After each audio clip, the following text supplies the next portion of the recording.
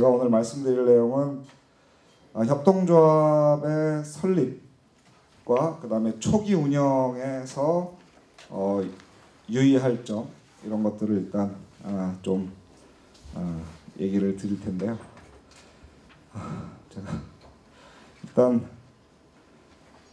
제가 오늘 말씀드릴 내용을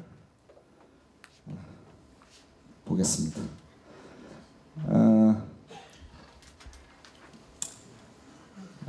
크게 강의는 네 부분으로 일단 진행을 할 건데요. 첫 번째는 여기 협동조합 관련된 책이나 강의를 기존에 뭐 읽거나 들어보신 분 한번 손 들어보세요. 네. 거의 그 좀 협동조합에 대해서 아시는 분들이라고 생각하고 아주 초심자들은 아니라고 생각을 하고 강의를 진행하겠습니다. 그러면 혹시 제가 하는 강의를 한 분이라도 들어보신 분 한번 손 들어보세요. 네, 두 분. 네, 알겠습니다. 자, 오늘 제가 말씀드릴 것은 작년부터 올 2월까지 4,000개 정도가 이제 생겼습니다. 협동조합 기본법에 적용을 받는 그런 협동조합이 생겼는데 저희가 작년에 중반쯤에 조사를 한 바로는 그리고 이제 최근에도 계속 협동조합들 설립된 협동조합들 이렇게 만나고 다니면서 저희가 이제 느낀 건데 저희는 이런 식으로 계산을 하고 있습니다. 4,000개 중에 한 400개 이 정도가 성공을 하는 게 아니라 이제 작동한다고 얘기합니다. 그러니까 협동조합으로 이제 움직이고 있다, 활동하고 있다. 그래서 이거를 소위 작동률 내지 이제 가동률이라고 얘기를 하는데요. 한 10% 정도를 보고 있습니다. 그러니까 4,000개가 생겼는데 한 400군데는 이렇게 운영이 됩니다. 협동조합으로 이렇게 운영이 되고 있는데 한 절반 정도는 연락이 잘 안 되고 있다. 그 이제 연락처가 있지 않습니까? 다 신고할 때 신고 필증에도 있고. 근데 이제 통화가 안 돼요. 그 얘기는 뭐냐면 이제 설립은 해놓고 그냥 장사를 안 하는 겁니다. 한마디로 말하면 장사를 안 하는 곳이 한 절반 정도 되는 것 같고요. 그게 어떤 이유에서 그런지 굉장히 여러 가지 이유가 있습니다만 그것도 이제 중간에 말씀을 드릴 건데요. 어쨌든 한 절반은 이제 연락이 안 되고 그 다음에 나머지 한 40% 정도는 뭐라 그럴까 비즈니스를 아직 좀 안 하고 있는 것들입니다. 아니면 원래 계획했던 것보다 한 10분의 1의 속도로 가고 있거나 한 5분의 1 이하의 속도로 가고 있는 이게 만들어는 놨는데 왜냐하면 5명만 모이면 손쉽게 협동조합을 만들 수 있게 협동조합 기본법이 돼 있으니까 만들어는 놨는데 이제 움직이지 않습니다. 한 10% 정도가 움직이고 있습니다. 성공을 했다는 것이 아니라 움직이고 있다는 것이죠. 근데 이것은 사실은 이제 굉장히 이제 약간은 예견을 했던 문제이긴 합니다. 협동조합을 5명만 모이면 아주 쉽게 만들 수 있도록 법제화가 돼서 그것 자체는 참 전 세계 어디 내놔도 손색 없는 협동조합 법인데 이것이 과연 현실에서 이제 잘 작동할 것인가에 대해서 사실은 약간 우려를 갖고 있었어요. 전 개인적으로. 근데 아니나 다를까 작동률이 떨어지고 있습니다. 그 10% 정도 작동하는 것들 중에서 한 3년이나 4년 정도 지나서 이 정도면 성공을 한 협동조합 같다. 이렇게 얘기할 수 있는 게 뭐 얼마나 나올지 그건 뭐 잘 모르겠습니다. 아직은. 그러니까 지금은 작년에 만들어진 협동조합이 어떤 협동조합이 성공했다 이렇게 얘기하는 것은 상당히 거짓말에 가까운 이야기고 그 성공 여부를 아직 뭐 판단할 수 있는 어떤 그런 시점이 아닙니다. 일단은 어떻게 하면 작동하게 할 것인가. 뭘 이렇게 움직여야 그 다음에 성공을 하던가 말던가 할 거니까. 그래서 저는 이제 그 원인의 한 70% 정도, 70%에서 80% 정도가 이것 때문이라고 생각을 합니다. 협동조합에 대한 이 명확한 인식이 없었다라고 하는 것이죠. 그래서 오늘 첫 번째 순서는 이것입니다. 협동조합에 대해서 물론 여기 아시는 분들이 대부분이라고 생각하지만 복습을 한다 이렇게 생각을 하시고 좀 간단하게 협동조합이라는 게 왜 생겨나는가, 왜 180년 전부터 생겨난 것인데 왜 생겨났고 그 다음에 앞으로 왜 생겨날 것인가, 이 문제를 좀 짚어보면서 협동조합에 대해서 좀 명확하게 좀 인식하는 그런 시간을 먼저 갖고요. 그 다음에 협동조합을 설립할 때 유의해야 될 것을 한 5가지 정도를 일단 좀 정리를 해봤습니다. 내가 협동조합을 설립을 해야 되겠다라고 생각을 했을 때 어떤 것들을 좀 유의해야 할 것인가. 이야기를 하다 보면 협동조합의 특징, 일반 기업, 주식회사나 이런 것과 다른 협동조합의 특징들에 대해서도 좀 얘기를 하게 될 것입니다. 그러니까 보통 이제 이걸 보통은 어떻게 얘기를 하고 다녔냐면 설립할 때 점검해야 될 5가지 유의사항이 아니라 성공을 위한 5가지 조건, 이런 식으로 이제 거꾸로 뒤집어서 얘기하면 이제 그렇게 얘기할 수 있습니다. 하지만 어쨌든 오늘은 이제 요거 이제 만들어서 성공을 시켜야 되는 것이기 때문에 성공을 하기 위해서 어떤 것이 필요한가, 조건, 그것을 조금 다른 말로 설립할 때 유의해야 될 것, 이것을 유의해서 이것에 대한 계획이 명확하게 서고 준비가 되면 성공할 수 있다, 이런 얘기이기도 합니다. 그래서 이 2번째 강의는 이제 그런 내용이고요. 그다음에 3번째는 자 이제 작동을 시작합니다. 그것이 노동자 조합, 협동조합이건 아니면 소비자 협동조합이건 뭐 사업자 협동조합이건 어쨌든 그것이 이제 작동을 하려면 거기에서 일하는 사람들이 있습니다.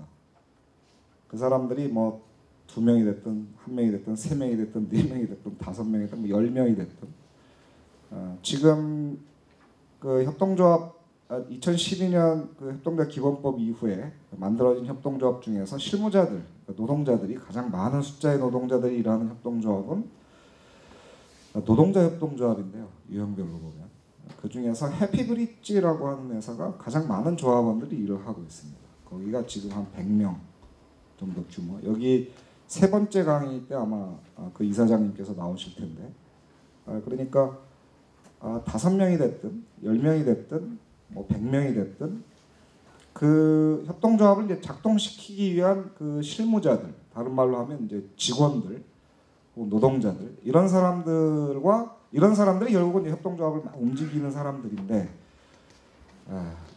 그런 사람들에 대한 관리를 어떻게 할 것인가?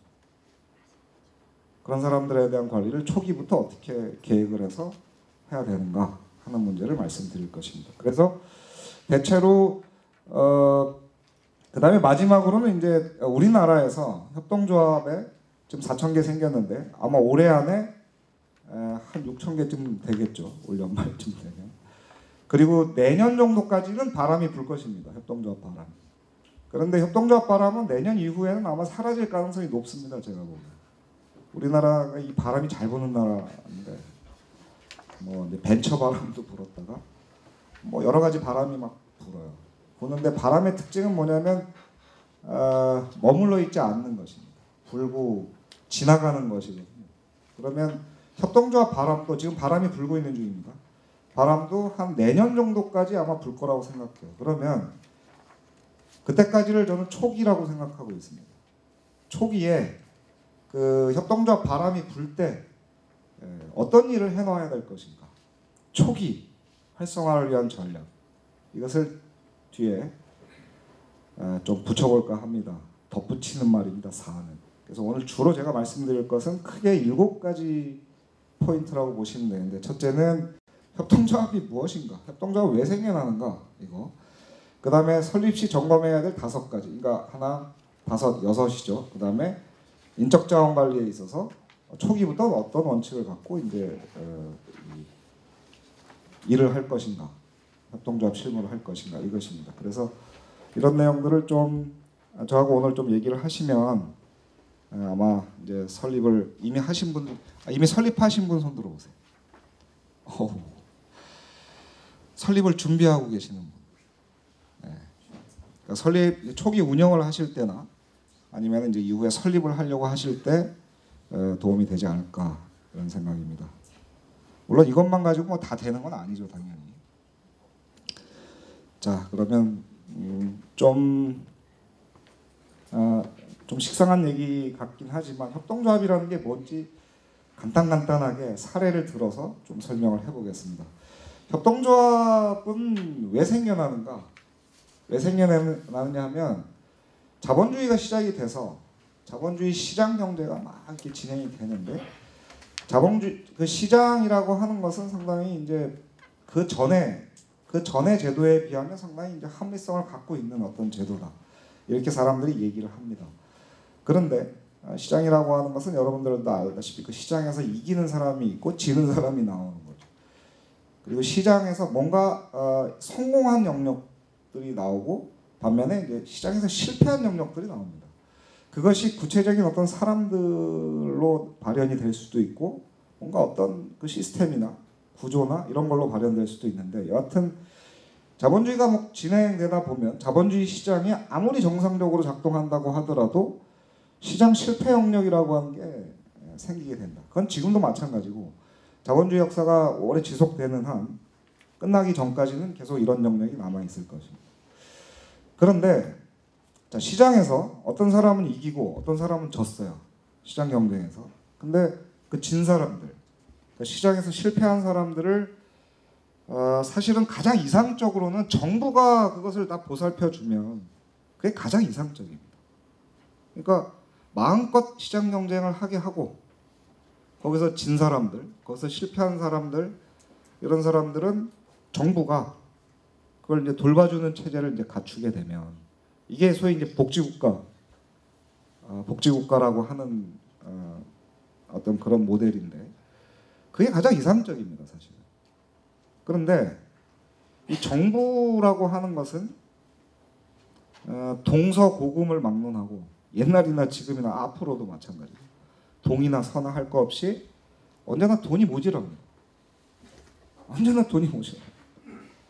그 해야 될 일보다 갖고 있는 돈이 언제나 적거든요. 그러니까 서구 유럽의 아주 복지 수준이 높은 그런 혹은 북유럽의 이런 복지 수준이 높은 국가의 경우에도 그런 데는 막 세금을 엄청나게 이제 국민들로부터 받아서 재정을 확충하지만 그런 나라조차도 정부 예산이 부족합니다. 언제나 그 시장 실패 영역을 다 돌봐주기에 언제나 부족하게 돼 있어요. 그러니까 자, 시장 실패 영역이 생겼는데 그것을 정부가 보살펴주거나 돌봐주는 게 가장 이상적이지만 정부는 언제나 돈이 없기 때문에 돈이 모자라기 때문에 그러면 어떤 것밖에 방법이 없느냐면 시장 실패 영역에서 뭔가 이 아쉬운 사람들이 생기게 돼 있어요. 이게 딱 실패자라고 볼 수는 없어요.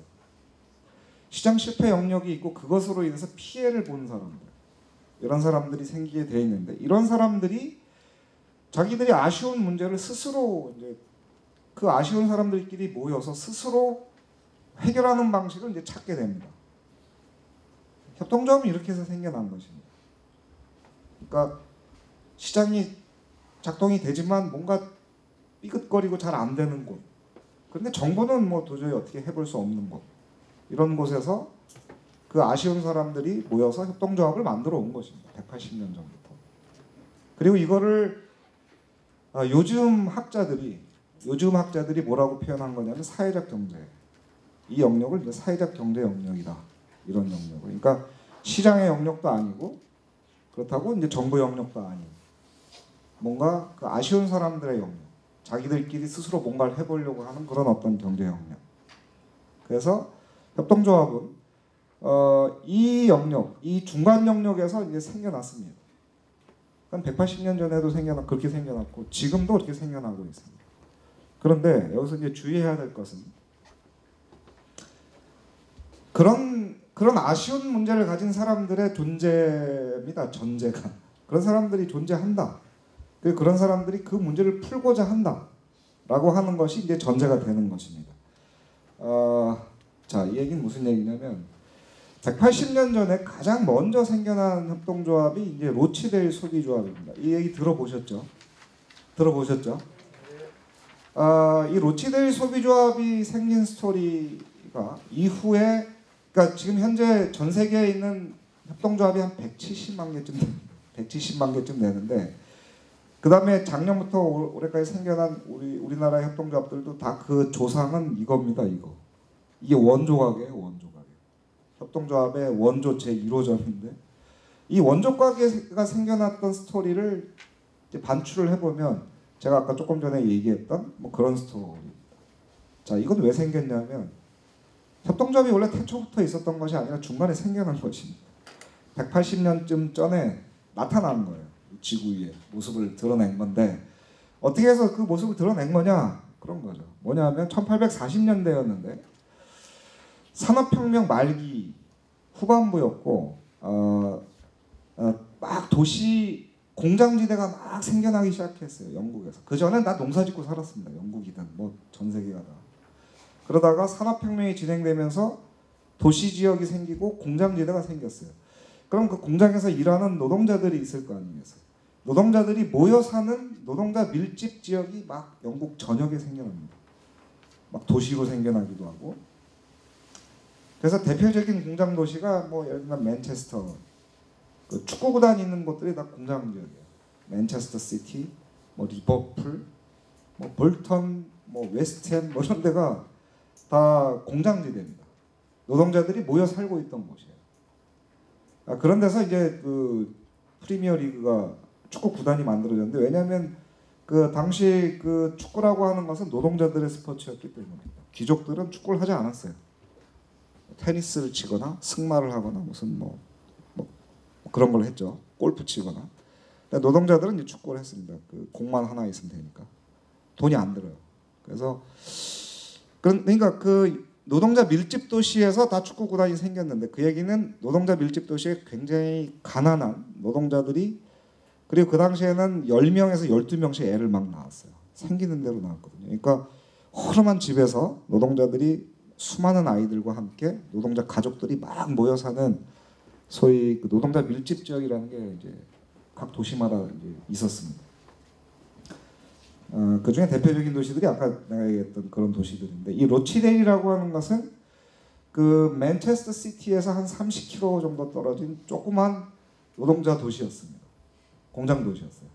거기 한 6만 5천 명 정도 되는 인구가 이제 살고 있었는데 노동자 가족들이 살고 있었는데 여기서 이제 최초의 협동조합이 만들어졌습니다. 왜 만들어졌냐면 그 노동자 주부가 가정 생활을 하다 보니까 이제 장을 봐야 돼요. 생필품을 조달을 해야 되는데 오늘날도 주부들의 가장 큰 역할이 이제 장을 보는 것입니다. 짐꾼을 요새는 이제 끌고 다니기도 하지만 장을 보는 건데 이 장 보는 게 너무 힘들었어요. 당시. 왜 그랬냐면 지금은 이 생필품 시장을 뭐라고 표현하냐면 그 수요자 중심의 시장이라고 합니다. 즉 고객은 왕이고 고객으로부터 선택받지 못한 회사는 다 망해버리는 건데. 그러니까 수요자 중심의 시장이고 고객 중심의 시장이고 고객은 왕이고 뭐 여하튼 고객 감동 경영이고 뭐 이런 거죠. 그죠? 고객 가치가 어쩌고 저쩌고 이런 시장이지만 그리고 뭐 마트, 전통시장, 뭐 슈퍼마켓에 뭐 물건들이 쌓여 있지만 이때는 공급자 중심의 시장이었습니다. 물량이 딸렸어요. 사람들이 필요로 하는 것보다 물량이 한참 딸렸습니다. 그래서 가난한 노동자 주부들이 생필품을 그때그때 조달한다는 게 너무 힘들었어요. 첫 번째는 가격이 안정되어 있지 않았습니다.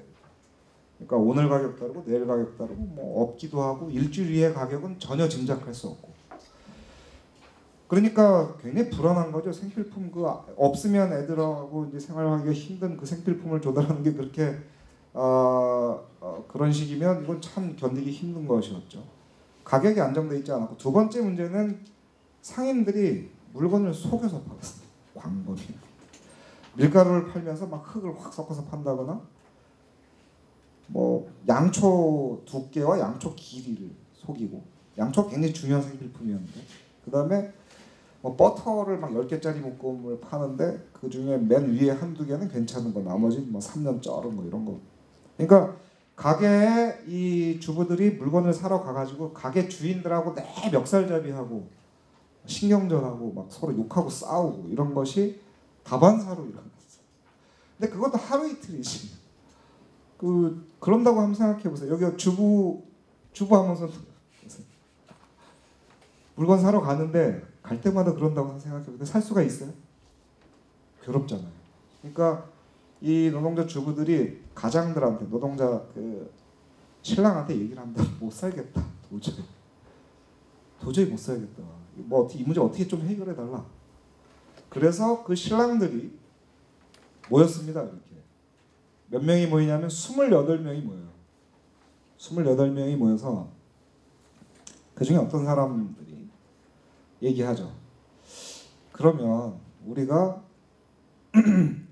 이게 이제 마누라들이 하도 이제 바가지를 긁으니까 니네 집도 그렇지. 비슷한 처지의 노동자들이 모여서 그럼 우리가 돈을 모아가지고 우리가 가게를 하나 차려보는 건 어떨까? 가게를 하나 차려서 거기다가 공장에서 물건을 떼다 놓고 그 다음에 그 가게를 만드는 데에 돈을 낸 사람들, 이게 조합원입니다. 이 사람들한테만 물건을 약간의 마진을 붙여서 팔아보면 어떨까? 그래서 28명이 1파운드씩 출자를 했어요. 1파운드가 지금 얼마인지 아십니까? 2,500원. 근데 1840년대니까 그게 한 달, 그러니까 반달 월급이었어요. 반달. 노동자들의 평균 반달 월급이었는데 그러니까 한꺼번에 출자를 못했죠. 당연히. 이게 분납을 이제 했는데 그래서 28파운드를 모아서 이 조그만 가게를 만든 것입니다. 여기다가. 구멍가게. 이 교실의 한 3분의 1 정도 크기도 안 되고. 그래서 처음에는 9가지 품목을 공장에서 떼다 놓고 28명의 조합원에게만 판매를 했습니다. 약간의 마진을 붙여서. 그러니까 일주일에 이틀 문을 열었어요. 화요일하고 일요일인가? 이렇게. 그 다음에 거기 점원, 물건 파는 사람이 있어야 될 거 아니에요. 점원은 고용을 할 수가 없었습니다. 규모가 작았으니까. 그러니까 조합원들이 하루에 2시간씩, 3시간씩 돌아가면서 그 전방을 봤어요. 구멍가게를. 구멍가게도 그런 아주 형편없는 구멍가게였죠. 정말 이 가게 앞에, 지금은 박물관으로 바뀌었는데 이 앞에 와서 동네 아이들이 막 손가락질하고 욕하고 그랬어요. 저 형편없는 가게. 그래서 근데 그렇게 몇 년 지났습니다. 몇 년이 이렇게 쭉 지났는데, 그러니까 생필품을 그때그때 제대로 조달하기가 힘들었던 노동자 가족들이 28가구가 모여서 조그만 구멍가게를 냈다 이것이죠. 그래서 몇 년 지났어요. 물건값이 많이 안정됐을까요? 물건값은 많이 안정되지 못했습니다. 왠지 아세요? 가게가 너무 작았어요. 공장에서 물건을 한꺼번에 왕창 떼와야 안정이 되는데 많이 떼올 돈이 안 됐어요. 그 정도로. 그러니까 물건값은 안정이 안 됐는데 두 번째 문제. 그러니까 그 가게 물건을 사러 가는 사람이 그 가게의 주인들이잖아요. 주인들이니까 같은 주인인 어떤 사람이 2시간씩 점원 노릇을 하는데 그 점원이 물건을 속여서 팔 수 있었을까 없었을까? 속여서 파는 게 불가능했습니다. 원리상. 그래서 물건값은 안정이 안 됐지만 이제 제대로 된 물건, 가게에 가서 더 이상 싸우지 않아도 됐어요. 이 두 번째 문제가 해결이 된 것입니다. 그래서 이게 한 20년 정도가 채 지나지 않아서 영국 전역에 생깁니다. 이런 소비주가. 그리고 유럽 전역에 한 2,000개 정도가 생깁니다. 그 얘기는 무슨 얘기냐면 다른 지역에 있는 그 가난한 노동자 가족들도 다 동일한 문제에 부딪히고 있었는데 그것을 로치델 사람들이 해결하는 방식을 이제 알려준 것이죠. 그게 그 세계 최초의 협동조합이 시작된 스토리입니다. 그 리얼 스토리라고 하나요? 이런 거. 다시 정리하면 생필품 조달이 힘들었다. 이것은 시장 실패의 영역입니다. 시장이 실패한 거예요. 시장이 작동을 하는데 이 피해를 보는 사람들이 생겨난 것입니다. 그렇다고 해서 당시 영국 정부가 이런 문제를 해결해 줄 정도로 말도 안 되는 거죠. 그런 능력은 애초에 없었던 거죠. 그러니까 이걸 해결해 줄 사람이 없었던 겁니다. 그러니까 그 주부들이 신랑들하고 같이 조그만 구멍가게를 만들어서 그 문제를 해결을 했다. 이것입니다. 시장 실패 영역에서 그 아쉬운 사람들이 자기들끼리 모여서 그 문제를 해결을 하기 시작했다. 이게 협동조합이 처음 생겨난 스토리입니다. 이해가 되시나요? 네. 그 다음에 협동조합 유형 중에서 우리나라 협동조합 기본법에는 못 만들게 해놓은 유형이 있습니다. 금융업하고 보험업 못하게 해놨는데 전 세계에 있는 170만 개 협동조합 중에서 규모가 가장 큰 협동조합은 신용협동조합이에요. 근데 협동조합 기본법에 의해서는 새로 못 만들게 돼 있어요. 근데 신용협동조합이 규모가 가장 큽니다. 이제 뭐 저기 프랑스에 있는 협동조합, 전 세계 협동조합 중에서 가장 큰 협동조합이 이제 프랑스에 있는데 신용협동조합이에요. 자산이 2,000조 원입니다. 그러니까 뭐 우리나라에 있는 은행 다 합친 것보다 약간 커요. 신협인데. 그러니까 그리고 미국은 전체 경제활동 인구의 40% 정도가 이제 신협조합원이고. 근데 이것도 협동조합인데 이게 제2호점입니다. 전 세계 협동조합의 제2호점이 신용협동조합이에요. 1호점은 로치레일 소비조합이고 제2호점이 이 라이프하이젠 신용협동조합입니다. 아까 로치레일은 근데 맨체스터 시티에서 30km 정도 떨어진 곳에 있는 지명이에요. 지명. 어떤 조그만 도시 이름인데 이 라이프하이젠은 사람 이름이에요. 어떤 사람이냐면 독일의 조그만 농촌 마을의 면장님이셨습니다. 면장님이셨는데 이 양반이 1860년대 얘기입니다. 아까는 1840년대 얘기고 1860년대 독일의 조그만 마을에서 그때는 독일이라고 하지 않고 프로이센이라고 했는데 농촌 마을의 면장님이셨는데 그 면장으로 딱 부임한 그 마을을 쭉 관찰을 해요. 관찰했더니 이 사람이 농민들을 아주 사랑을 했던 사람이에요. 아주 좋은 관리였죠. 아주 좋은 하급 관리였는데 지금으로 치면 뭐 동장님, 면장님, 이장님 이런 건데 그 농촌 마을의 농민들을 관찰을 해요. 관찰을 하는데 이 농민들이 아침부터 저녁까지 정말 열심히 농사를 지어요. 열심히 농사를 짓고 무슨 뭐 알코올 중독자도 없고 뭐 마약하는 놈도 없고 뭐 노름하러 다니는 놈도 없고 흉년이 들지도 않는데 사람들이 가난하게 사는 거야. 자기 땅에서 농사를 짓는 농민들인데. 그러니까 이 면장님이 잘 이해가 안 되잖아. 참 이해하기가 힘드네 이 사람들. 왜 이럴까? 그래서 몇 년 동안 관찰을 합니다.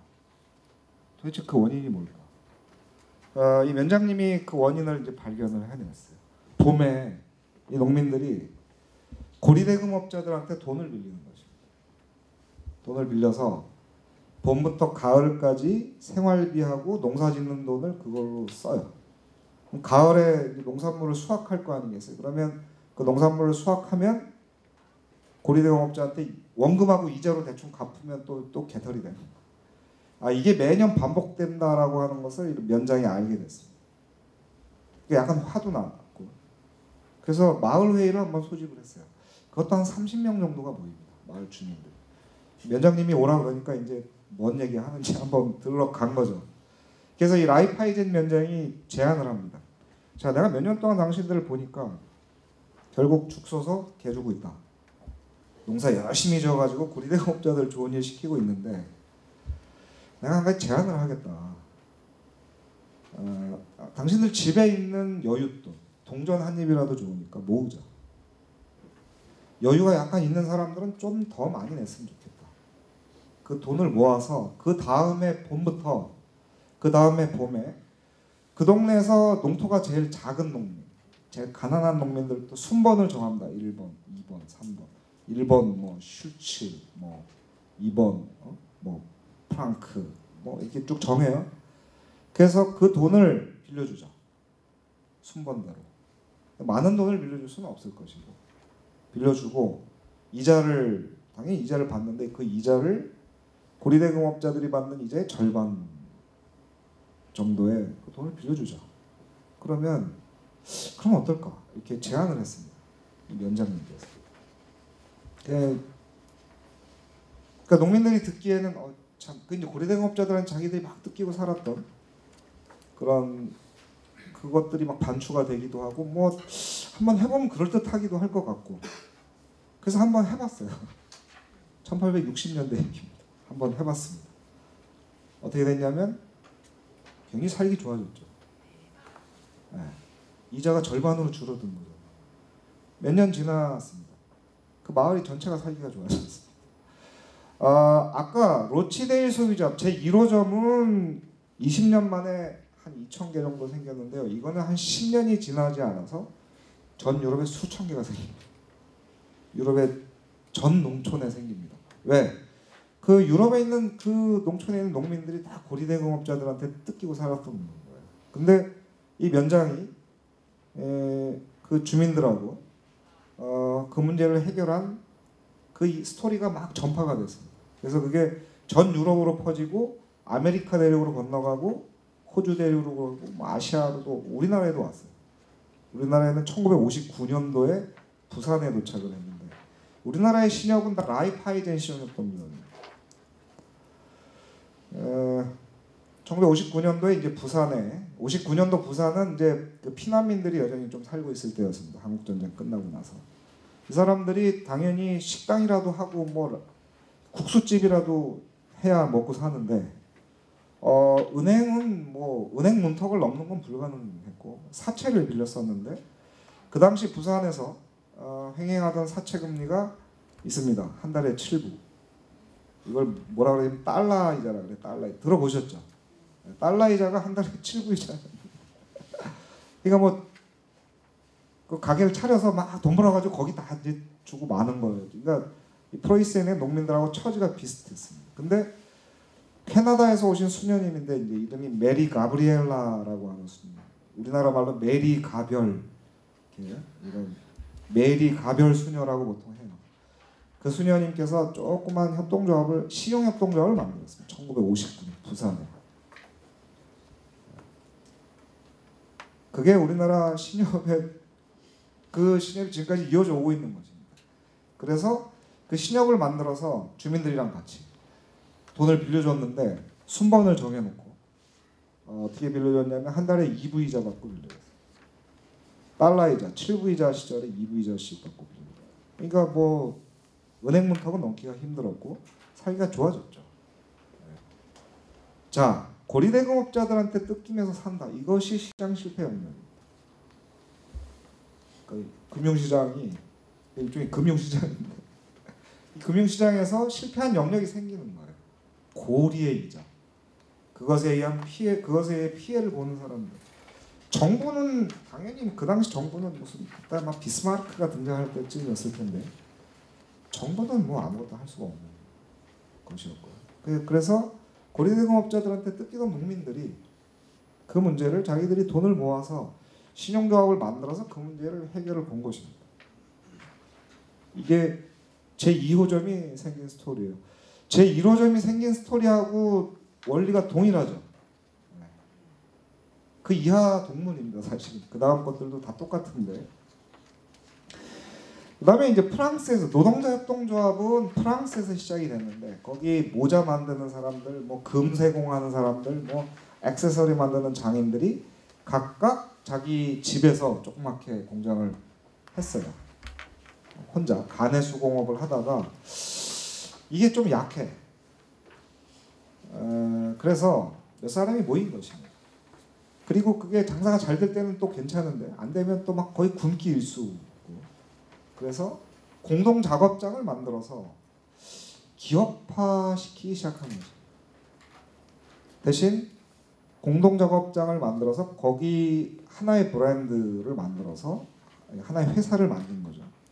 원래 혼자 가내 수공업을 하던 그 장인들이 모여서 공동 작업장을 만든 것이죠. 그리고 공동 브랜드를 만들고 회사를 만들어서 이 사람들은 어떤 것이 가장 절실했느냐 하면 가내 수공업을 혼자 막 이렇게 하는데 뭐 경기가 좋고 누구한테 사기를 맞거나 아니면 제품, 그러니까 재료 공급을 하는데 뭔가 계속 불리함을 느끼고 있었어요. 그래서 오히려 이 사람들은 어떤 생각을 했냐면 차라리 회사를 만들어서 내가 일하는 것을 조금 더 안정시키는 게 더 중요하겠다. 가족들은 막 늘어나고. 그러니까 고용을 안정시켜서 뭔가 일자리를 계속 유지시킬 수 있는 어떤 시스템을 만들고자 했던 것입니다. 이게 노동자 협동조합이 처음 생겨난 스토리입니다. 이것도 마찬가지입니다. 한 명이서 혼자서 재료를 조달하고 그 다음에 만들고 판매를 하고 이게 이제 시장 그 시장은 그렇게 생긴 것인데 말이죠. 불편합니다. 뭐 아주 잘하는 사람도 있지만 다수가 상당히 불편함을 느낀 것입니다. 그래서 그것을 공동작업장을 만들어서 그 문제를 해결을 보려고 노동자 협동조합이 만들어진 것입니다. 이것도 1850년대, 60년대에 만들어진 협동조합입니다. 아까 로치델 소비조합이 만들어진 거나 라이파이젠 신용협동조합이 만들어진 거나 다 비슷합니다. 원리가. 근데 이것은 어디에 초점이 맞춰진 거냐면 안정된 고용, 일자리 이런 것입니다. 그 다음에 네 번째 유형은 생산자 협동조합이에요. 전 세계에 있는 생산자 협동조합 중에 가장 큰 생산자 협동조합이 농협입니다. 농협. 근데 농협도 우리나라에 농협이 있죠. 근데 농협은 독일하고 덴마크에서 만들어졌는데 아까 그 라이파이젠 시종협동조합을 만들었던 그 농민들이 만들었어요. 그건 왜 만들었냐면 말이죠. 자, 이제 고리대금업자들한테 뜯기는 일은 좀 줄어들었어요. 이제 자기들이 돈을 모아서 상호 부조를 할 수 있는 능력이 생겼는데, 근데 문제가 또 있었습니다. 어떤 문제가 있었냐면 가을에 농산물을 수확을 했는데 이거를 판매를 해야 되잖아요. 자기네 집에 가족들이 1년 동안 먹을 것 좀 남겨두고 그 다음에 자기 혼자서 시장에 갖다 팔 수 있는 양은 제한됩니다. 그죠? 혼자서 팔 수. 그러니까 나머지는 중간 유통 상인들한테 헐값에 넘기는 거예요. 그래서 그냥 그렇게 했습니다. 근데 조금 하다 보니까 자기가 예를 들면 배추 한 포기에 양배추 하나에 뭐 예를 들면 100원에 팔았는데 이놈들은 막 1000원에 팔아먹는 거예요. 근데 그런 걸 약간 이거 뭐지? 유통상인들이 폭리를 취하는 그런 것을 보면서 결국은 자기들 걸 뺏긴다 이렇게 생각을 하게 됐습니다. 그래서 그 라이파이젠 그러니까 신용협동조합을 해본 그 농민들이 모여서 이제 다시 모인 거예요. 모여서 한번 얘기를 하는 것입니다. 야, 그러지 말고 우리가 돈을 모아서 구판장을 짓자. 크게. 그래서 거기다가 우리가 생산한 농산물을 쌓아놓고 그게 필요한 사람들은 새벽에 뭐 경매를 보든가 도매를 보든가 도매로 사러 오든가 그래서 팔자. 구판장을 만들어서 자기들이 생산한 농산물을 팔자 이렇게 누군가 제안을 한번 해보자. 그렇게 된 것입니다. 그것이 농협입니다. 그러니까 중간 유통상인들한테 뜯기던 그 농민 생산자들이 중간 유통상인들이 가져가던 그 유통이익을 유통마진을 자기들한테 돌리기 위해서 이것도 시장 실패 영역에서 그 아쉬운 사람들이 뭔가 수를 낸 것이죠. 그러면 그 생산자 협동조합이 또 그 다음에 아주 대표적인 생산자 협동조합이 뭐냐면 뭘까요? 농협이면 수협입니다. 수협. 수산업협동조합. 이것은 뭐냐면 어민들이 있어요. 고기 잡는 이 사람들이 있고 배를 가진 선주들도 있어요. 고기 잡는 사람들입니다. 이 사람들이 고기를 잡아와요. 잡아오면 마찬가지로 중간 유통상인들한테 헐값에 넘겼어요. 계속. 그러다가 그러지 말고 야, 저 농민들도 저렇게 한다는데 우리가 구판장을 짓자. 공동어시장. 그래서 우리가 잡아온 물고기들을 필요한 놈들은 새벽에 와서 경매를 보라 그러자. 이게 이제 수협입니다. 그래서 우리나라의 어촌에 다 수협이 있습니다. 수협 구판장이 있어요. 보통 그 휴가 가셔서 이제 뭐 어디 저기 회 먹으러 가실 때 공동어시장 그것 다 수협이 운영하는 것입니다. 노량진 수산시장 수협이 운영하는 것입니다. 우리나라뿐만 아니라 전 세계의 어촌에 다 수협이 있어요. 수협 구판장이 있어요. 어민들이 중간 유통상인들한테 뜯기지 않으려고 구판장을 만든 거예요. 나이키업 마찬가지고. 그러니까 그 중에 가장 대표적인 또 아주 브랜드가 명성이 아주 높은 뭐 선키스트 오렌지, 이거 협동조합입니다. 미국의 캘리포니아에 있는 그 오렌지 재배 농민들이 만든 협동조합이에요. 왜? 중간 유통상인들이 하도 후려치니까 자기들끼리 그냥 협동조합을 만들어서 가공을 해서 자기들이 판 것입니다. 그게 이제 제 1위의 오렌지 브랜드가 된 것이고, 제스프리 키위죠, 키위. 이것도 뉴질랜드의 이제 키위 생산 농민들이 만든 것입니다. 자, 그 다음에 마지막 유형이 이거예요. 주택보건협동조합, 주택협동조합과 보건협동조합. 그러니까 이게 제가 지금 쭉 말씀드린 순서가 국제협동조합연맹에서 1995년도에 발표한 현재 전 세계 협동조합 운동은 이런 5개의 전통에 기반하고 있다라고 하는 순서대로 제가 얘기를 한 것입니다. 소비자협동조합, 영국에서 시작된, 독일에서 시작된 신용협동조합, 프랑스에서 시작된 노동자협동조합, 그 다음에 북유럽, 독일과 덴마크에서 시작된 생산자협동조합, 그 다음에 마지막이 5번째 유형이 이것입니다. 주택협동조합, 그 다음에 의료생협이죠. 의료생협. 보건협동조합입니다. 이건 어떻게 생긴 거냐면, 자, 이제 주택협동조합은 영국에서 처음 시작이 됐는데, 자, 노동자들이 월급이 올라가요. 월급이 올라가고 조금 생활이 안정되기 시작합니다. 생필품 조달하는 것도 좀 안정이 되고, 이제 자기 집을 조금 더 번듯하게 지고 싶어. 허름한 이런 데서 방 2개짜리에 10식구씩 막 살다가, 근데 노동자들이 보기엔 그 당시 유럽의 주택이라고 하는 것은 이렇게 큰 정원이 딸린 이런 걸 이제 주로 짓는 것인데, 노동자들이 굳이 뭐 정원이 딸린 집이 뭐 필요가 없잖아요. 그래서 노동자들끼리 조합을 만들었습니다. 그래서 땅을 공동으로 구매를 해요. 그래서 아파트를 짓기 시작한 거죠. 그러니까 아파트는 이 주택협동조합이 제일 처음 짓기 시작한 것입니다. 공동주택. 뭐 정원은 이제 같이 공동으로 쓰고, 그 다음에 공장에서 일하고 와서 좀 쉬고 가족들과 생활하면 되는 거잖아요. 그러니까 아파트를 짓기 시작한 것입니다. 조금 더 편안하게 쉴 만한 집이 필요하다. 그런데 그냥 장사꾼들이 하는 집들은 정원이 딸린 집이야. 이게 시장 실패 영역입니다. 안 맞아. 그 사람들의 수요. 그러니까 결국은 그런 집을 못 갖게 되면 계속 허름한 집에 살아야 되는 거지. 방 2칸짜리. 그러니까 근데 뭐 정부가 당연히 뭐 해줄 일은 없고 당신은.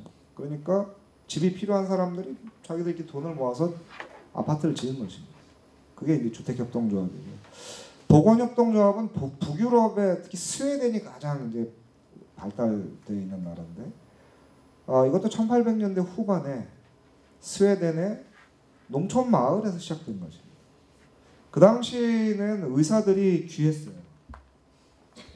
지금도 의사들이 뭐 굉장히 이렇게 좋은 직업으로 각광받고 있지만, 그 당시는 훨씬 더 그랬습니다. 대도시에나 가야 이제 의사들이 있었어요. 그러면 시골에 사는 사람들이 병에 걸리면 대도시로 막 싣고 가다가 죽기 일쑤예요. 그래서 이 주민들이 돈을 모아서 병원을 지은 것입니다. 그 의사를 고용한 거예요. 도시에 있는 의사. 돈을 좀 주더라도 데리고 오자. 그래서 그 마을 사람들이 아프면, 그 조합원들이 아프면 거기서 일단 1차 진료를 하는 것이죠. 그래서 스웨덴의 동네 병원, 소위 1차 진료기관, 우리나라에 그것의 70% 정도가 협동조합입니다. 그러니까 의사는 저 대도시에 있는데 안 올라 그러고, 당연히 저 대도시에 있는데 아파. 그럼 이 문제를 해결하고 싶어. 돈을 모아가지고 병원을 지은 것입니다. 그리고 의사를 고용한 거죠. 자, 이해가 되십니까? 그래서 협동조합이라는 건 한마디로 말하면 저는 그렇게 표현합니다. 목마른 사람들이 판 우물이다. 그건 180년 전부터도 그랬고 지금도 그렇고 앞으로도 그럴 것인데, 협동조합이 발생한 원리는 이렇게 발생합니다. 그리고 보통 시장 실패 영역에서 정부가 어떻게 해볼 수 없는, 정부는 늘 돈이 부족하니까 그 목마른 사람들끼리 자기들이 그 목을 축이기 위해서 우물을 판 것이다. 근데 그 목마름의 종류라고 하는 것이 너무나 다양하고 그 다음에 시대가 바뀌면서 계속 바뀌기도 하고 그러니까 무한대죠 종류가. 그 목마름의 종류가 무한대입니다. 그러니까 사실은 종류가 무한대예요. 협동조합의 종류. 앞으로도 영원히 생겨날 것입니다. 목마름이 그쳐지지 않을 때까지. 근데 그럴 때가 올 수 있어. 모르겠어요. 문제는 목도 안 마른데 이제 협동조합을 만들 때 목이 안 말라. 그러면 그 우물을 팔까요? 같이? 안 팝니다. 안 움직이는 거죠. 이게 사회적 기업이나 약간 다른 것입니다. 이게 사회적 기업이라고 하는 것은 뭔가 사회적으로 가치가 있고 뭔가 막 이런 게 뭔가 막 이걸 따져가지고 그게 뭐 여튼 뭐 우격다짐으로 이제 할 수 있는 겁니다. 협동조합은 그런 것이 아닙니다. 목마른 사람들이 있어야 그 사람들끼리 만들어지는 거거든요. 그리고 작동되는 거죠. 보통 이거를 자꾸 그러니까 모르거나 아니면 막 제가 다니면서 막 아각거리면서 제가 작년에 정말 무시하게 다니면서 아각거리면서 얘기를 했는데 듣고도 야 이게 까먹거나 이런 경우 굉장히 많은데 작동되지 않습니다. 목마른 사람들이 파는 오물인데 로티네의 소비조합부터 그 예외 없이 그랬던 것입니다. 예외 없이. 그런데 그리고 이걸 다른 말로 하면 이제 제가 조금 있다가 주의를 요하는 5가지 지점에서 제일 첫 번째로 얘기를 할 겁니다. 그러니까 도대체 어떤 문제를 우리가 해결하려고 하는가, 우리들의 어떤 문제를 이것이 분명하지 않으면 만들 수는 있으나 작동하지 않는다. 이런 것입니다. 이게 협동조합이기 때문에 그렇습니다. 협동조합이라고 하는 것은 그런 것이기 때문에 그래서 그런 게 아니면 굳이 협동조합을 만들 필요가 없어요. 협동조합을 안 만들어도 돼요. 그럼 뭐 예를 들면 개인 사업자로 하는 게 더 맞는 경우나 아니면 주식회사로 하는 게 더 맞는 것들이 많이 있습니다. 오히려. 그러니까 돈을 한번 벌어보겠다, 떼돈을 한번 벌어보겠다 이런 거는 다 주식회사로 만드는 것이 나아요. 개인 사업자로 만들고. 근데 그게 아니고 그런 정말 껄쩍지근한 그런 어떤 비슷한 문제를 갖고 있는 사람들이 그 문제를 한번 해결해 보겠다. 그건 뭐 다양할 수가 있고. 그래서 그것이 명확한 경우에는 협동조합으로 만들어서 이제 작동시키는 것이 훨씬 유리합니다. 그렇지. 근데 그런 게 불명확하면 작동되지 않는다는 거죠. 이해가 되시나요? 이게 사실은 가장 첫 번째로 유의하실 점입니다. 협동조합에 대해서 접할 때, 만들려고 하시거나 누가 만든다고 할 때, 참여하라고 자꾸 그러는데 판단할 때 등등등. 몇 가지 예를 더 들어보죠. 네덜란드 풍차가 많이 있는데 네덜란드는 풍차와 튤립의 나라인데 네덜란드에 있는 풍차는 90%가 협동조합입니다. 풍차 협동조합. 왜 그걸 사람들이 협동조합을 만들었냐면 네덜란드는 전국토의 3분의 1이 해수면 아래에 있어요. 그런데는 높이 뚝을 쌓아놓고 그래도 물을 계속 퍼내야 되는데 물을 퍼내줄 놈이 없는 거야. 기업들은 그게 돈벌이가 안 되니까 당연히 안 합니다. 이게 시장 실패 영역입니다. 정부는 가난했어요. 1800년대 후반에. 그걸 해줄 돈이 없었어. 그러니까 그 주민들이 돈을 모아서 풍차를 지은 거지. 그래서 바람이 불면 물을 퍼내는 거죠. 우리 방앗간 돌리고. 이 목마른 사람이 판 오물이죠. 아주 대표적인 경우입니다. 이 케이스를 딱 이야기하면 많이 그렇구나 이렇게 사람들이 좀 이해를. 이거보다 조금 더 큰 케이스는 미국의 화력발전소 협동조합입니다. 지금 전기협동조합이라고 보통 얘기를 하는데 1900년대 초반에 만들어졌어요. 뭔 얘기냐면 미국은 땅덩어리가 아주 넓은 나라입니다. 1900년대 초반에도 넓었죠. 막 50개 주에 퍼져 살고 있는데 전기가 필요해.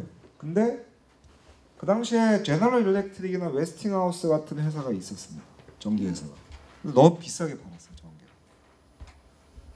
그리고 미국 정부는 가난했어요. 사람들은 전기를 쓰고 싶은데 정부가 좀 발전소, 우리나라는 땅덩어리가 조그맣고 인구도 적기 때문에 그냥 막 발전소를 지은 건데요. 미국 정부는 그럴 돈이 없었어요. 그 50개 주에 다 발전소를 지어줄 만한 돈이 없었습니다. 1900년대 초반에.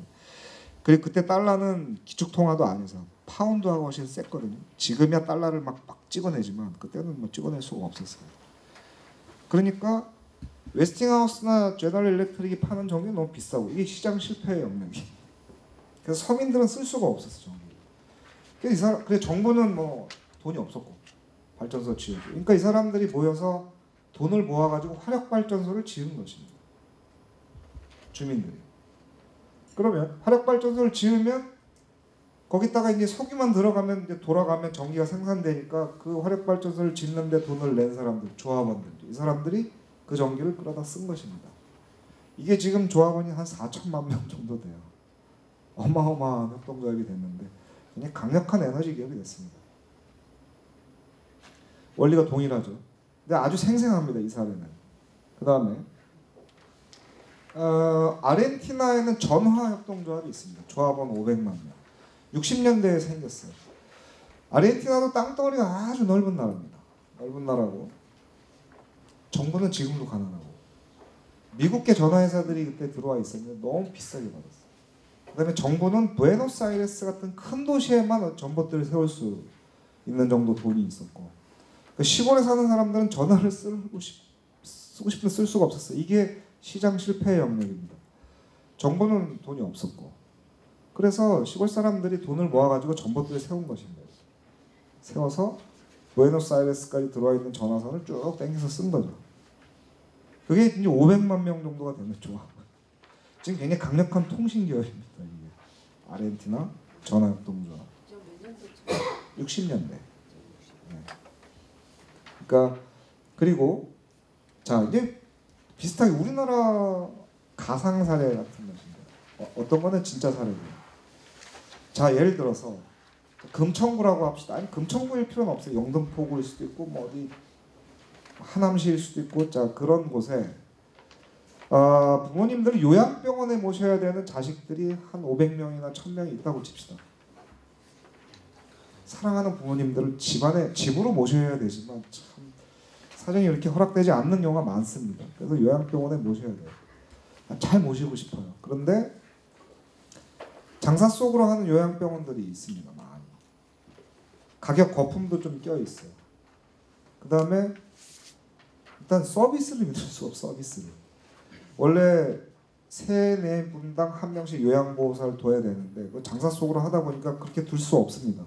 10명, 15명에 하나씩 둡니다. 그러니까 막 묶어놓고 목욕을 시키기도 하고 그 소문이 횡행해요. 그러니까 이 자식들이 이제 머리가 아픈 거예요. 목이 마른 거죠.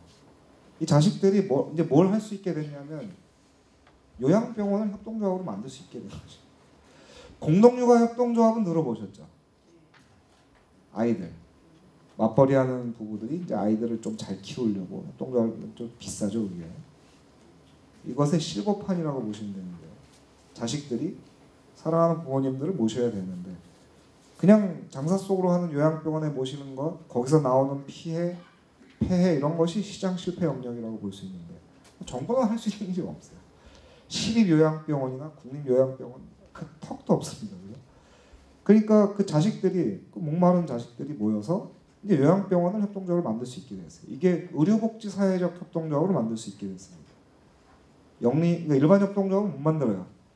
영리법인이기 때문에. 그러니까 의료복지 사회적 협동조합을 만들었다. 자, 그래서 병원을 만들었다. 이 병원에서 주인이 자식들인데 이익을 많이 남겨야 될 이유가 있어요, 없어요? 없잖아요. 그러니까 가격 거품이 푹 빠집니다. 그 다음에 이 자식들이 막 눈을 부리키고 있는데 서비스 질이 어떻게 될까? 훨씬 좋아집니다. 자기 부모들을 모시려고 병원을 만들었으니까 당연히. 그죠? 그 다음에 이제 좀 마음이 놓이게 되죠. 이런 것입니다. 협동조합을 통해서 할 수 있는 일. 그 다음에 제가 오늘 늦은 이유인데요. 제주도. 제가 최근 6개월 동안 한 10번 왔다 갔다 했는데 이겁니다. 그러니까 제주도 사람들이 있어요. 제주도 사람들이 있는데 부산 사람들도 있고 목포 사람들. 동쪽으로 제일 멀리 사는 사람들이 서울 기준으로 부산 사람들이죠. 서쪽으로 제일 멀리 사는 사람들이 목포 사람들입니다. 근데 부산 사람들이나 목포 사람들은 KTX 있습니다. 요새 KTX 타는데 그 왕복 요금이 일반석 기준으로 11만 원 정도 하죠. 부산이. 부산 분 계세요 혹시? 목포 분 계세요? 다 서울 분들이신가요? 11만 원 정도 KTX 요금 들어요. 근데 그거는 돈 좀 있고 그다음에 시간 없는 사람들이 탑니다. 근데 돈을 좀 아끼고 싶고 가진 거라고는 시간밖에 없는 이런 사람들은 고속버스 타요. 고속버스. 무궁화 타고 새마을호 타거든요. 그러니까 부산 사람들이나 목포 사람들은 그걸 선택할 수 있습니다. 그죠? 제주도 사람들은 선택이 불가능합니다. 무조건 비행기 타고 나가야 돼. 배 타고 나오면 더 비싸. 비행기 타고 나와야 되는데 비싸요 너무. 직선거리로 430km쯤 되거든요. 제주도에서 서울까지. 부산이 420km고 목포가 450km인가 그래요. 40km인가. 직선거리로 비슷하거든요. 이 세 군데가 다. 근데 비행기 요금은 제주도 놀러 가는 사람들 기준으로 받습니다. 제가 이제 지금 제주 항공 타고 나왔거든요. 얼마에 타고 나왔냐면 85,000원. 성수기도 아닙니다. 낮 시간에 아침 시간에 11시 거야. 그때 나왔는데 85,000원 줬어요. 편도. 갈 때도 85,000원이나 줬어요. 제주도 사람들한테 안 깎아줘요. 합쳐서 17만 원. 이거 성수기나 주말은 한 20만 원 훌렁 넘어갑니다. 근데 제주도 사람들한테는 그렇게 받으면 안 돼요. 사실. 놀러 가는 사람들은 기분 내고 놀러 가니까 그 정도 낼 수 있잖아요. 사실. 그치? 근데 제주도 사람들이 육지에 자식들 보러 나올 때, 그 다음에 육지에 뭐 볼일 보러 나올 때, 일하러 나올 때, 놀러 나오는 거 말고, 그럴 때는 그 요금을 받아서는 안 됩니다. 근데 제주도 가는 비행기가 거의 매진돼요. 그러니까 안 깎아줍니다. 그래서 제가 제안을 했죠. 작년에. 저희가 제안을 했어요. 제주도 사람들이 조합원으로 출자하는 항공사를 하나 협동조합으로 만듭시다. 이렇게 제안을 했어요. 그러니까 한 100억 모아야 되는데 100억. 여객기 2대하고 이제 화물기 1대 띄워야 되는데, 근데 100억을 모으는 게 참 힘들잖아요. 그래서 개인 조합원들은 한 10만 원씩 출자금을 받고, 그다음에 제주도에 농협이 23군데 있습니다. 농협. 수협이 7군데 있고 신협이 한 30군데 정도 있거든요. 생협도 있고 막. 그 사람들은 화물 수요가 있어요. 항공 화물.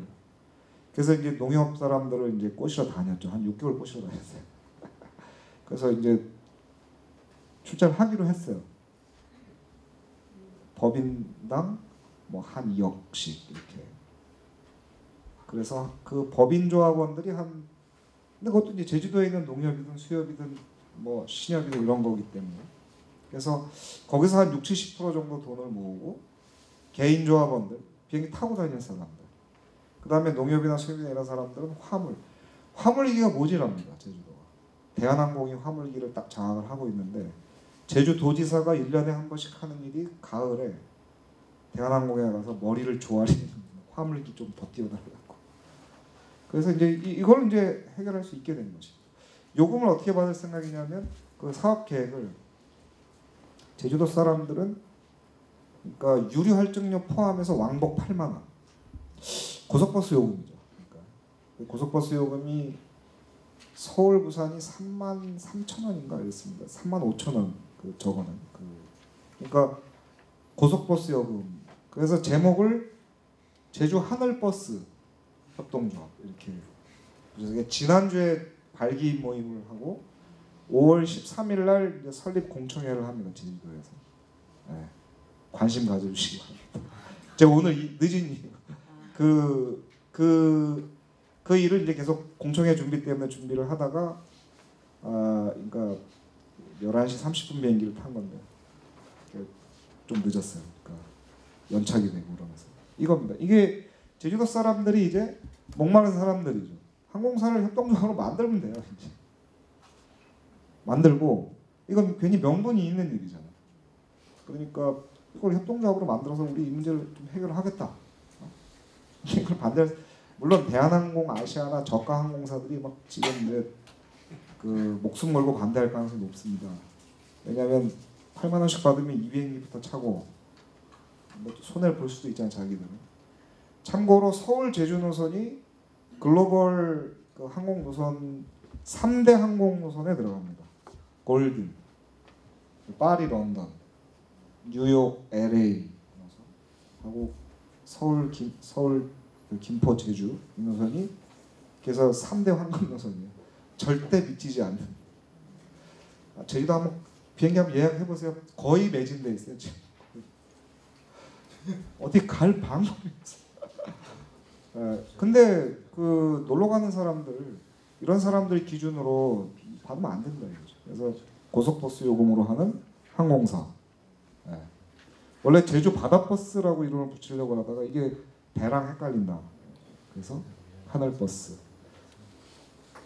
광주에 돌봄 서비스 협동조합 돌봄 서비스 일을 하는 어떤 주민들이 계신다. 이분들은 파견업체에 소속돼 있는데 25%씩 띱니다. 수수료. 너무 비싸요. 그래서 자기들이 협동조합을 만드는 거죠. 그러니까 수수료율을 한 15% 낮춰요. 자기들이 영업을 합니다. 우물을 파는 거죠. 그죠? 자, 이게 협동조합이다. 이런 것입니다. 그런데 문제가 하나 있습니다. 보통 사회적 경제론이라고 하는 것이 이제 있는데 사회적 경제라고 하는 것이 시장 경제하고 공공 경제하고 이렇게 뚝 떨어진 거 비슷하게 이해하는 사람도 있어요. 특히 시장 경제하고 좀 다른 거다 이렇게 이해하는 그 오해입니다. 오해. 무슨 얘기냐면 만들어질 때는 그 협동조합이 딱 만들어지는 시점에서는 그게 사회적 경제 영역에서 시작이 되는데 만들어지자마자 시장 경쟁에 내동댕이 쳐집니다. 무슨 얘기냐면 이게 자, 광주에서 돌봄 서비스 협동조합을 만들면 파견업체들이 놀고 있지 않잖아. 수수료를 좀 낮출 것입니다. 이걸 이거 없어져야 되니까. 그러면 이 협동조합하고 기존 파견업체가 경쟁하게 됩니다. 싸워요. 여기서 살아남지 못하면 아무것도 아닌 게 되는 것입니다. 꽝. 그럼 옛날로 다시 돌아가는 거거든요. 그렇죠. 이해가 되시나요? 네.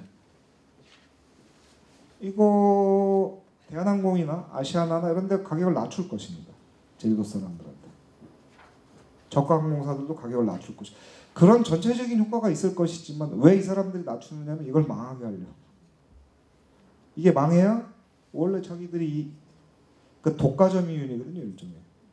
그것을 계속 취할 수 있기 때문에 그래서 이 항공사가 만들어지면 그 사람들하고 경쟁하게 됩니다. 치열하게. 살아남지 못하면 없어지는 거죠. 아무것도 아닌 게 되는 것입니다. 시작은 사회적 경제 영역에서 시작이 되지만 시작되는 순간 시장 경쟁에 그냥 내동댕이 쳐지는 거예요. 그거 살아남지 않으면 꽝입니다. 아무것도 아닌 게 되는 거죠. 자, 마찬가지예요. 다른 요양병원들은 노냐고요? 안 놀죠. 서비스 개선을 할 것입니다. 가격도 거품을 뺄 것이고 그럼 그런 요양병원들하고 경쟁을 하게 되는 거죠. 거기서 져서 문 닫게 되면 이제 꽝이 되는 거예요. 민폐만 끼치고 그냥 꽝이 되는 것입니다. 안 하니만 못한. 그죠? 아르헨티나에 전화협동조합이 생기니까 미국계 전화회사들이 요금을 확 낮췄어요. 없애버리려고 이놈들. 그래야 원래 자기들이 취하던 이득을 가져갈 수 있으니까. 그래서 그 미국계 전화회사들하고 이 협동조합이 막 경쟁합니다. 싸워요. 치열하게. 살아남았으니까 오늘 제가 사례로 얘기를 하는 거죠. 그죠? 이것도 마찬가지입니다. 이 웨스팅하우스하고 제너럴 일렉트릭에서 전기요금을 확 3분의 2로 낮춰. 없애려고. 이놈들을 죽여야 자기들이. 이거는 경쟁자가 없었어요. 다행히. 그런 아주 예외적인 경우도 있습니다.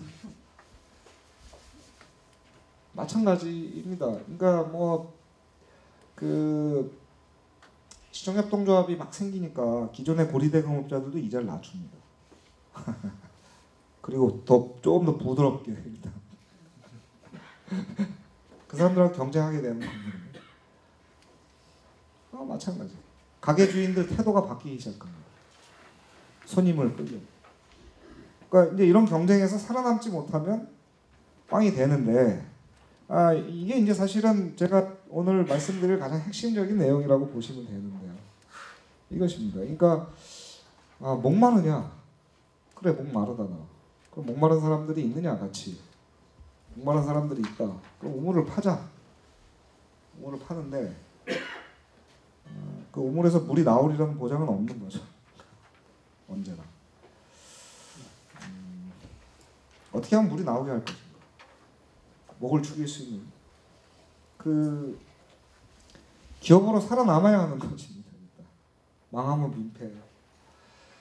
협동조합이 망하면 훨씬 큰 민폐가 됩니다. 개인 사업을 하다가 망하면 혼자 그냥 망하면 땡이고, 주식회사를 만드는데 대주주, 자기 대주주로 창업을 하잖아요. 그 망하면 그냥 대주주가 조금 피해를 많이 보고 그냥 땡인데, 협동조합이 망하면 다 피해를 봅니다. 그 조합. 아주 민폐예요, 민폐. 그러니까 어떻게 하면 살아남을 것인가? 뭐 이런 것입니다.